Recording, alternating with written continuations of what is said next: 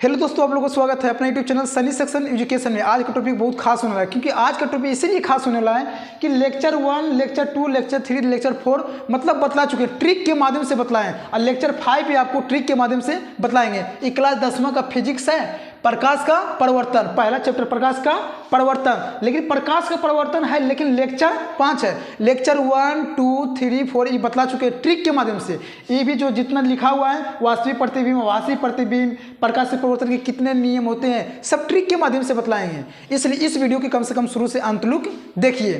पहला बोल रहा है कि प्रकाश के परिवर्तन के निम्नलिखित 2 नियम होते हैं। कोई पूछेगा कि प्रकाश के परिवर्तन के कितने नियम होते हैं, तो प्रकाश के परिवर्तन के निम्नलिखित 2 नियम होते हैं। इसका ट्रिक देखिए, आपतित किरण, परावर्तित किरण तथा आपतन बिंदु पर खींचा गया विलंब। देखिए इस समतल है, देखिए आपतित किरण, परावर्तित किरण, अभिलंब है ना, इसी के बारे में बोल रहा है। 2 नियम क्या क्या है, तो देखिए आपतित किरण जो आ रहा है, आपतित किरण उस मतलब लेक्चर 4 में बतला चुके हैं, तो लेक्चर 5 है। तो देखिए जो आ रहा है वो क्या हुआ, आपतित किरण।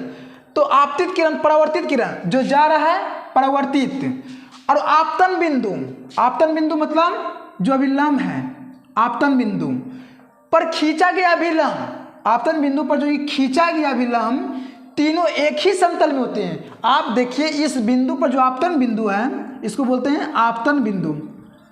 देखिए तीनों एक ही समतल में है। आपतित किरण यहाँ से आ रही है, अब परावर्तित किरण यहीं से जा रही है, और ये आपतन बिंदु पर मतलब अभिलंब खींचा गया है। तो तीनों एक ही समतल में होते हैं। तब परावर्तन के पहला नियम। और दूसरा नियम बोलता है आपतन कोण परावर्तन कोण के बराबर होते हैं। देखिए इसको बोलते हैं आपतन कोण, इसको बोलते हैं परावर्तन कोण। जब आपतन कोण बराबर होगा तो परावर्तन कोण भी बराबर होगा। अगर आपतन कोण 30 डिग्री का रहेगा तो परावर्तन कोण भी 30 डिग्री का होगा। तो 2 नियम हो गया।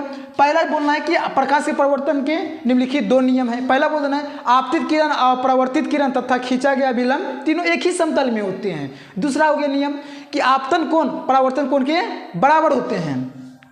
ठीक है, देखिए प्रतिबिंब किसे कहते हैं, प्रतिबिंब किसे कहते हैं, इसका सिंपल ट्रिक है, इसका सिंपल ट्रिक है कि किसी बिंदु स्रोत से आती प्रकाश की किरणें दर्पण से परावर्तन के बाद जिस बिंदु पर मिलती है या जिस बिंदु से आती हुई प्रतीत होती है, उस बिंदु का प्रतिबिंब कहते हैं। देखिए किसी बिंदु स्रोत से, मान लीजिए कि बिंदु है, ये बिंदु है, किसी बिंदु स्रोत से आती प्रकाश की किरणें आ रही हैं। ठीक है, आती प्रकाश की किरणें दर्पण से परिवर्तन के बाद, दर्पण से परिवर्तन के बाद, मान लीजिए दर्पण है, दर्पण से परिवर्तन के बाद जिस बिंदु पर मिलती है या जिस बिंदु से आती हुई प्रतीत होती है, इसी को तो बोलते हैं वास्तविक, उसको बोलते हैं प्रतिबिंब। को बोलेगा कि प्रतिबिंब किसे कहते हैं, तो बोलना किसी बिंदु स्रोत से आती प्रकाश की किरणें दर्पण से परिवर्तन के बाद जिस बिंदु पर मिलती है उस बिंब को प्रतिबिंब कहते हैं।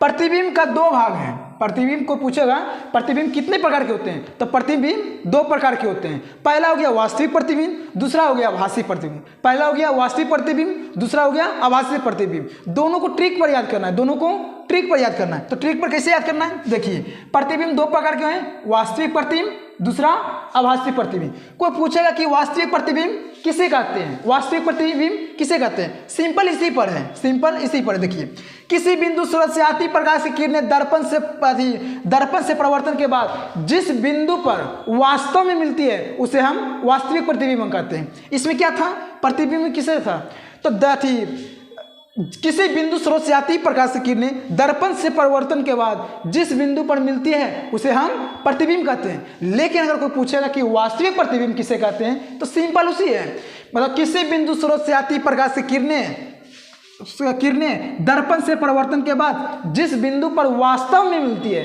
उसको बोलेंगे वास्तविक प्रतिबिंब। जिस प्रतिबिंब में वास्तव में मिलती है उसे हम बोलेंगे वास्तविक प्रतिबिंब। लेकिन आभासी प्रतिबिंब किसे बोलेंगे, तो सिंपल उसी टाइप से है कि किसी बिंदु स्रोत से आती प्रकाश की किरणें परिवर्तन के बाद जिस बिंदु से, इसमें आपती मतलब आपतन क्या थी, किसको बोलता है, दर्पण से परिवर्तन के बाद नहीं, डायरेक्ट परिवर्तन के बाद जिस बिंदु से आती हुई प्रतीत होती है उस बिंदु को आभासी प्रतिबिंब कहते हैं।